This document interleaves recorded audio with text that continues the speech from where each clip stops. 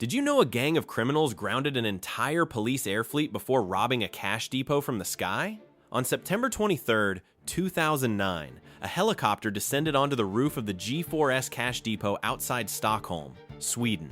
Inside was over $39 million. But first, the crew planted fake bombs at the police helicopter hangar the night before. Officers couldn't fly. Ground units were blocked by spike strips and burning vehicles. The thieves had 6 minutes of total control. They were never fully caught. Most of the money was never recovered. Sweden rewrote its entire aerial security playbook because of one night.